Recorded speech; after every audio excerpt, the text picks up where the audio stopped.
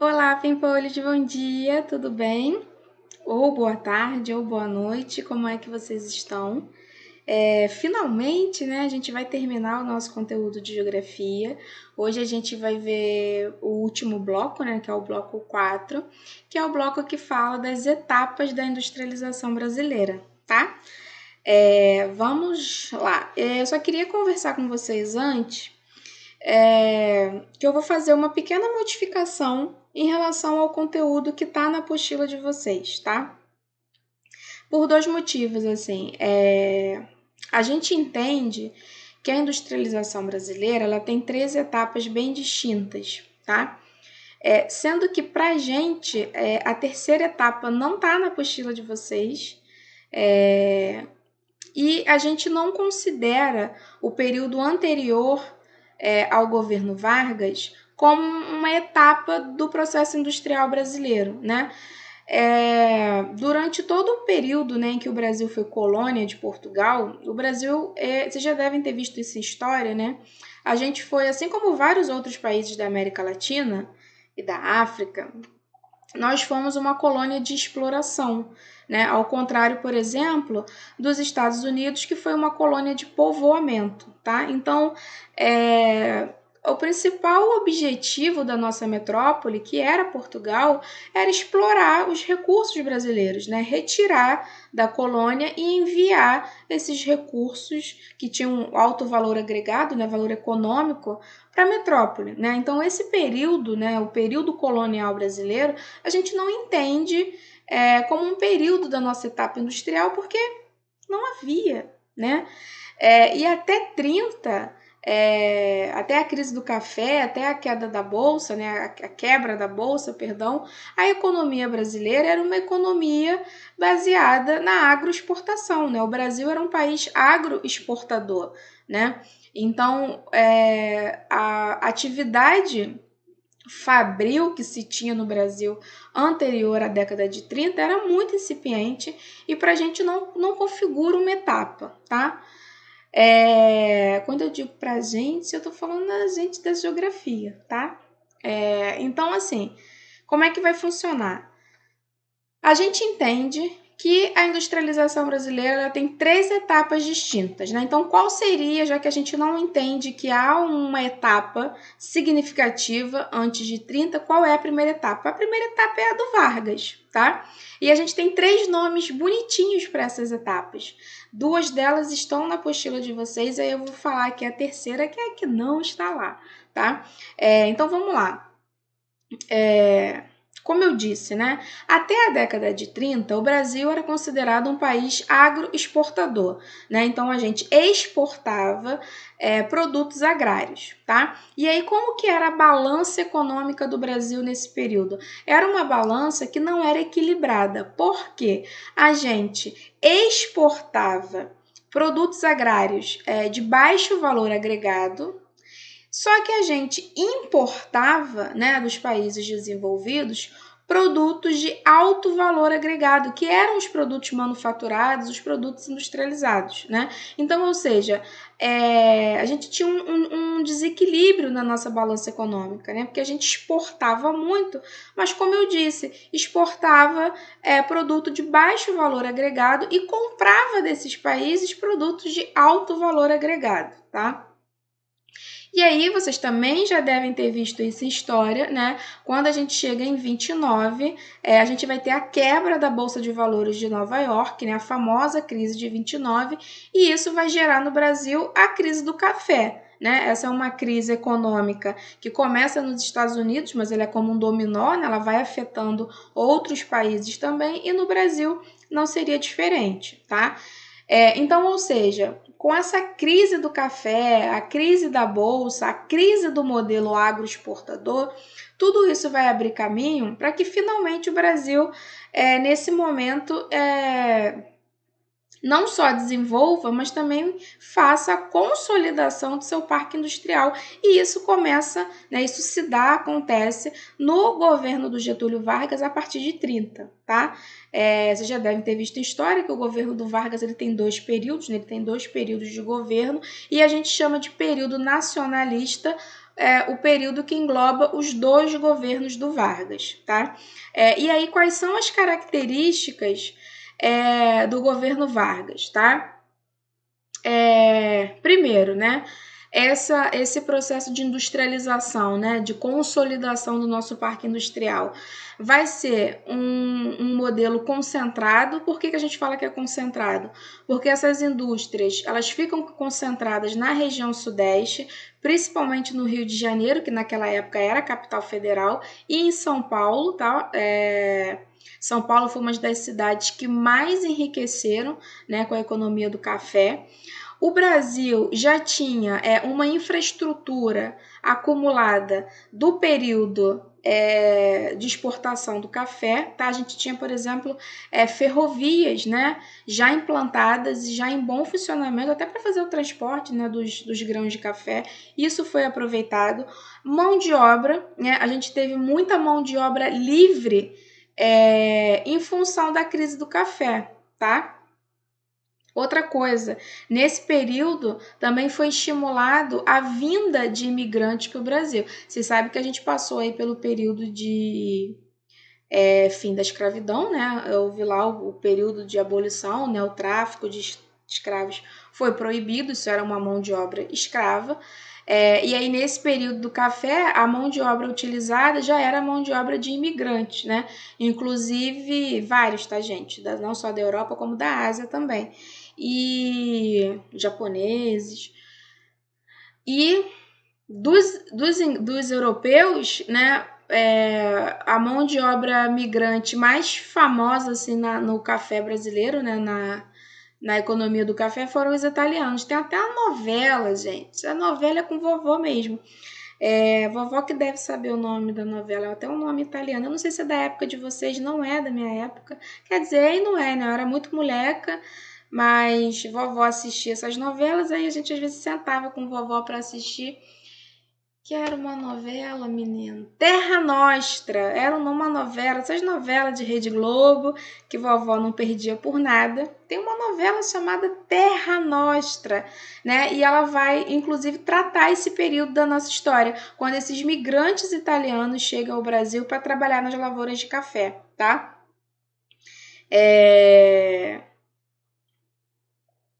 Gente, eu acho que a novela...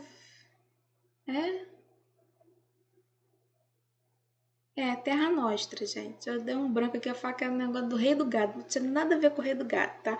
Reino do Gado aí já é um outro contexto histórico, né?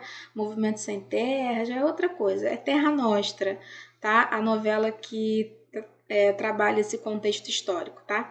Viajei aqui na minha aula para falar de novela, mas porque tá no tema, tá no tema. Então, me perdi. É isso, mão de obra imigrante, tá? Inclusive, como eu disse, os italianos, a mão de obra italiana é muito forte no período que a economia brasileira era baseada na exportação do café, tá? E aí, qual é a outra característica desse período nacionalista do Vargas, tá? O Vargas, ele cria medidas protecionistas, né? A intenção do Vargas é proteger a indústria brasileira, que é uma indústria que está nascendo, né? Que está começando a se desenvolver, que está começando a se consolidar. Então, o que o Vargas faz? Ele vai adotar medidas protecionistas, né? Ele vai criar barreiras alfandegárias para dificultar e encarecer os produtos de outros países, né? Então, ou seja, isso vai levar com que o consumidor brasileiro ele acabe optando pelo produto nacional, né? Por comprar aqui no Brasil mesmo, ao invés de consumir esses produtos importados que ficaram encarecidos em função dessas medidas protecionistas, tá? E ainda também querendo proteger, né, e fortalecer a economia, a industrialização brasileira, o Vargas ele vai no governo do Vargas que você vai ter a criação das principais indústrias de base brasileira. Lembra que lá no início a gente estudou os tipos de indústria, indústrias de base, indústrias de bens intermediários, aquela coisa toda? Então, no governo do Vargas que você vai ter a criação de estatais importantes brasileiras que eram indústrias de base. Você vai ter a criação da CSN, tá? Que é a Companhia Siderúrgica Nacional, que fica em Volta Redonda. Você vai ter a criação de uma mineradora, né? A Vale do Rio Doce, que já não é mais estatal, né? Foi privatizada, e a Petrobras, tá? Então, ou seja, todas as indústrias de base, todas criadas no governo Vargas. Então, é por isso, né? Em função de todas essas características que a gente fala que o período da industrialização brasileira que compreende o governo Vargas é a nossa etapa nacionalista, que foi a etapa de nascimento, né, desenvolvimento, consolidação e proteção da indústria brasileira, tá? Essa é a primeira etapa. A segunda etapa é a etapa que a gente chama de desenvolvimentista, que é a etapa que começa com o JK, o Juscelino Kubitschek, tá? Então, algumas diferenças entre o JK e o Vargas, né? Como eu disse, o Vargas ele era nacionalista, protecionista. O JK ele já vai abrir a economia para o capital estrangeiro, né? Ele permite a entrada de capital estrangeiro, principalmente o capital ligado às indústrias automobilísticas, tá? Então você vai ter nesse período do governo JK a entrada maciça de montadoras estrangeiras aqui no Brasil, tá? Então é nesse momento que as montadoras da Ford, da Volkswagen, da GM, né, da General Motors, todas essas vão instalar seus parques industriais, suas montadoras aqui no Brasil, tá? Como eu disse, eu não sei se eu disse, mas se eu não disse, eu tô falando agora. Nesse primeiro momento, né, nessas primeiras décadas do nosso processo de industrialização, a gente fala que o nosso processo de industrialização inicial, ele é concentrado, tá? O que é essa concentração industrial? Essas indústrias, elas se concentram principalmente na região sudeste, tá? Na região sudeste, principalmente no Rio de Janeiro, que até então era a capital nacional, tá? A capital só muda para Brasília justamente no governo JK, quando você vai ter a construção de fato de Brasília, mas até então o Rio era a capital, e São Paulo, né? Onde você tem a região do ABC paulista, né? Santo André, São Caetano e São Bernardo, tá? Então a gente fala que nesse primeiro momento a gente tem uma concentração industrial. Por quê? Porque as indústrias ficam concentradas na região sudeste, principalmente Rio de Janeiro e São Paulo, tá? Outra característica da industrialização do período JK. Primeiro que o JK ele tinha aquele famoso plano de metas, né? Você já deve ter estudado essa história, que era desenvolver o equivalente a 50 anos em 5 anos. Né? Esse era o plano de metas do JK. Esse plano de metas ele procurava investimento em áreas estratégicas da economia, né? Que áreas são essas? Né? Os setores de energia, o setor de transporte e o setor de bens de produção, tá? E aí, como que a indústria, o capital industrial brasileiro, né? Ele vai ser esses investimentos industriais do governo JK, qual vai ser a base desses investimentos industriais? No caso do JK, ele vai utilizar o que a gente chama de tripé econômico brasileiro. Nesse tripé, ele vem de 3, né? Como eu disse, o JK, ele permite a entrada de capital estrangeiro no país, e aí como que isso fica dividido? Então, a gente vai ter, olha, eu dividi os dedinhos aqui. A gente vai ter 3 tipos de capital aqui no Brasil, tá? A gente vai ter o capital nacional privado, né? O capital brasileiro privado. A gente vai ter o capital brasileiro público, né? Que é dinheiro estatal. E a gente vai ter o capital estrangeiro, né? Então, ou seja, a gente tem 3 tipos de capital diferentes. Então, o que o JK decide? Que cada capital desse, ele vai investir numa área específica, né? Em indústrias específicas, né? Então, como ele faz a divisão? Então, o capital nacional privado, o JK direciona esse capital para indústrias de bens de consumo não duráveis. Tá? Lembra, a gente estudou lá no início, se eu não me engano foi no bloco 1 ou 2, os tipos de indústria, então você já sabe o que são as indústrias de bens de consumo não duráveis, tá? Então, o capital nacional privado, ele vai investir na indústria de bens de consumo não duráveis, tá? O capital estatal público, né, o capital brasileiro público, dinheiro do governo, dinheiro público, ele vai investir aonde? Ele vai investir nas indústrias de base, segue um pouco a linha do Vargas, e infraestrutura. Que infraestrutura? É aquelas que eu falei anteriormente, setor de energia, setor de transporte, foi de energia e transporte, qual foi o outro que eu falei? Bens de produção, né? E o capital estrangeiro?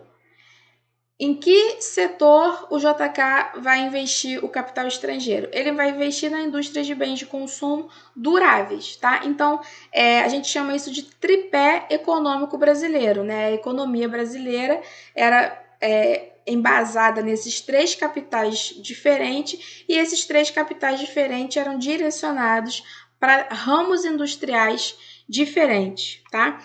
E aí, gente, por que que existe também todo esse interesse das indústrias estrangeiras, né, em fixar parque industrial aqui no Brasil naquele momento, tá?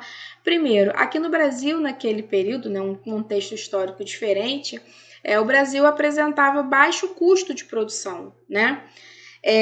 Obviamente, todas essas indústrias estavam interessadas em ampliar o mercado consumidor, né? Você instalar um parque industrial num país novo, né? É mercado consumidor, mais pessoas para consumir, seja lá o que for que você esteja produzindo, tá? E aí, o que acontece? A presença dessas empresas estrangeiras no Brasil, né? Ela acaba que não é que impede, né, mas acaba dificultando, né, o surgimento de alguns segmentos industriais no Brasil, porque como eu disse, ao contrário do Vargas, que queria proteger a indústria nacional, o JK ele abre, né, para a entrada de indústrias estrangeiras, né? Então isso de fato vai em algum momento dificultar, né, que o Brasil se desenvolva, né, no ramo industrial em alguns setores bem específicos, tá? E aí a gente tem o terceiro, essa é a segunda etapa do nosso período de industrialização, que é o que a gente chama de etapa desenvolvimentista, né? Teve a etapa nacionalista e agora a gente está falando da etapa desenvolvimentista. E aí a gente tem a terceira etapa, né? Que é exatamente o que não está na apostila de vocês, que é a etapa que começa, né, ao final da década de 80, né, e início da década de 90, que é a etapa que a gente chama da etapa do neoliberalismo, tá? Por quê? Veja bem, isso não está na apostila de vocês. A apostila de vocês só fala do período nacionalista e do período desenvolvimentista, mas esse período desenvolvimentista ele só vai até a década de 80, que inclusive é o que a gente chama de década perdida, né? Vocês já estudaram essa história, né? A década de 80 é uma década de recessão econômica, de inflação, aumento da dívida externa com o FMI, com os bancos, né? As instituições financeiras internacionais, é um Deus nos acuda. Então a gente chama, não só no Brasil, né? Outros países da América Latina passaram pelo mesmo processo. Nesse período da década de 80. Então a gente fala, né, que para vários países aqui da América Latina, a década de 80 foi uma década perdida, tá? Então quando passa esse período de década perdida e a gente entra na década de 90, a gente entra nesse novo período da etapa industrial, que é a etapa neoliberal, né? A terceira etapa, que é uma etapa de neoliberalismo, tá? E aí, quais são as características desse período? Primeiro, como eu disse, a gente sai de uma década perdida, né? Os países, não só o Brasil, vários países da América Latina estão muito endividados, com a dívida externa exorbitante, né? Fazendo corte de gastos, principalmente nas áreas sociais, tá um pandemônio. E aí o que acontece? Essas mudanças econômicas, né? Não só no Brasil, mas como eu disse, em outros países periféricos, né, a partir da década de 90, Isso vai fazer com que aconteça, né, não só isso, né, mas todo o contexto histórico da época. Vai ter o Consenso de Washington, né, que é um encontro entre chefes de nação, é realizado na capital estadunidense, né, Consenso de Washington, e nesse encontro vai haver uma tentativa de acordo entre esses países que estão endividados e as instituições financeiras a quem esses países devem, né? Que instituições financeiras são essas? O FMI e o Banco Mundial, tá?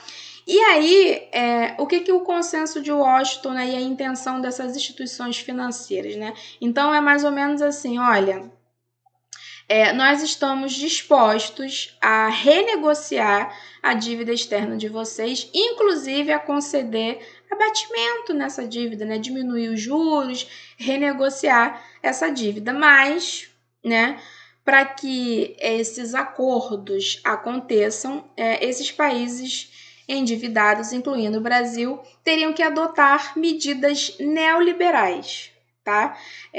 Então, os princípios do Consenso de Washington, né, na verdade, é um conjunto de medidas neoliberais que esses Estados-nações têm que colocar em vigor para ter as suas dívidas renegociadas, tá?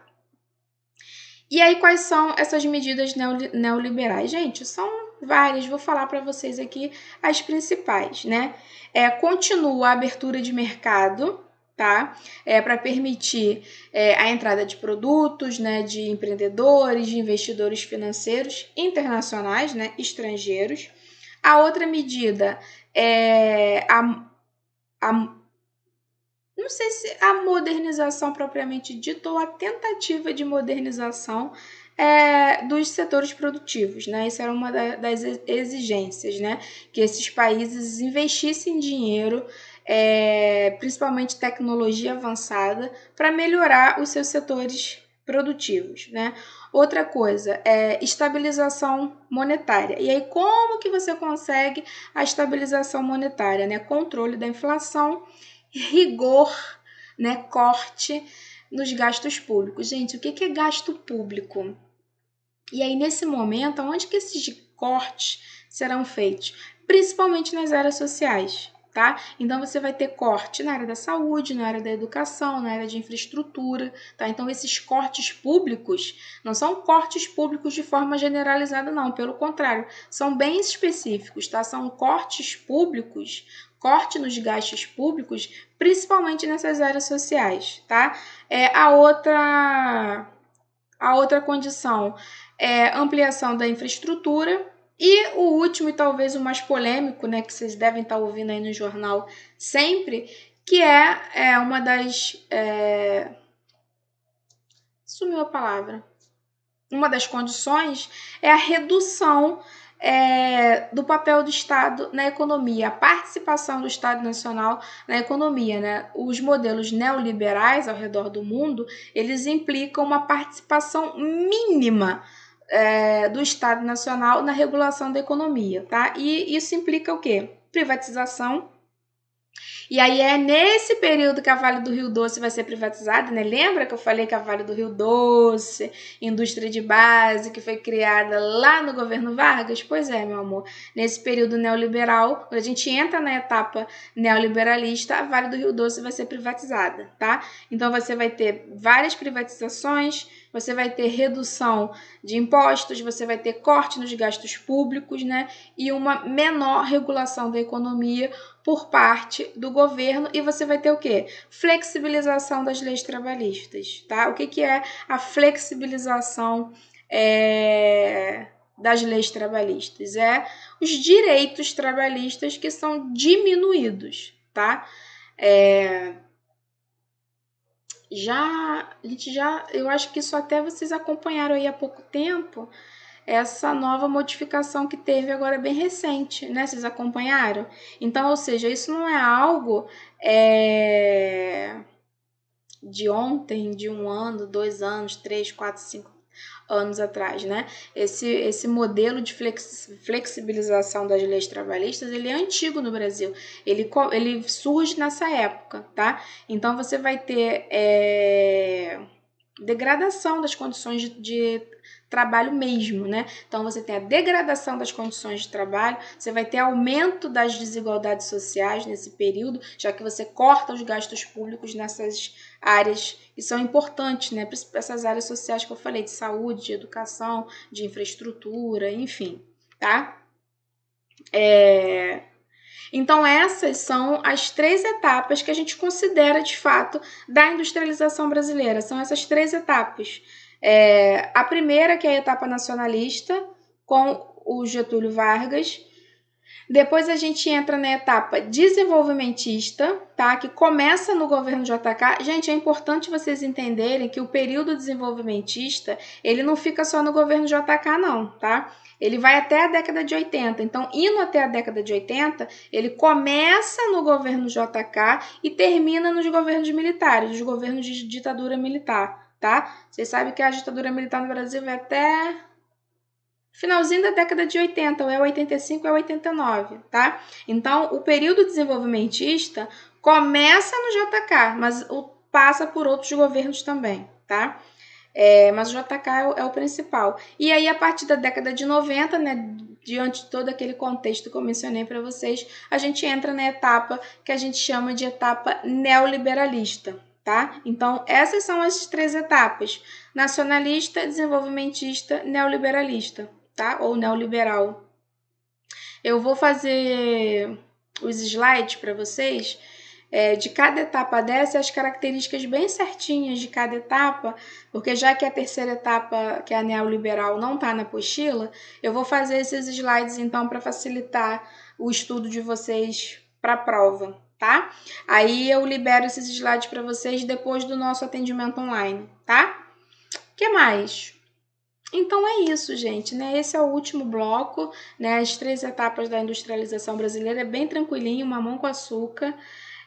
A gente não. A gente vai se ver ainda no nosso encontro online para tirar dúvida, né? Então eu não sei se todos os alunos que assistem esse vídeo vão estar online na plataforma no dia do atendimento, mas se porventura vocês não estiverem lá, mas estiverem me vendo aqui agora, queria desejar para vocês aí bom final de ano, né? A gente está finalizando. Bom Natal, bom Ano Novo, né? Que 2021 traga pra gente tudo de bom que a gente deveria ter recebido em 2020 e não recebeu, tá? Então a gente espera que todas essas coisas boas que deveriam ter vindo, mas por algum desvio no caminho não chegou até nós, que chegue em dobro em 2021 e principalmente desejo que vocês estejam com saúde e permaneçam assim, vocês e a família de vocês, tá? Infelizmente a gente não tá na escola, né, no encontro presencial, porque se tivesse eu ia pedir o quê? Paçoca de presente de Natal, né, que eu sou a rainha das paçocas, mas já que não estamos, então sintam-se abraçados aí. E é isso, tá? A gente se vê lá no nosso encontro na plataforma para tirar dúvidas. Então, até lá. Beijinho. Qualquer dúvida, se vocês tiverem dúvidas sobre o conteúdo e achar que o encontro na plataforma não é suficiente, entra lá em contato com o Luan, que vocês têm um grupo, né? E aí o Luan dá um jeito de repassar essas dúvidas para mim e a gente vê um jeito de conversar sobre isso, tá bom? Então é isso, gente. Eu falei horrores, quase meia hora aqui falando. É isso, vou-me. Beijinho para vocês, boa semana, bom final de ano.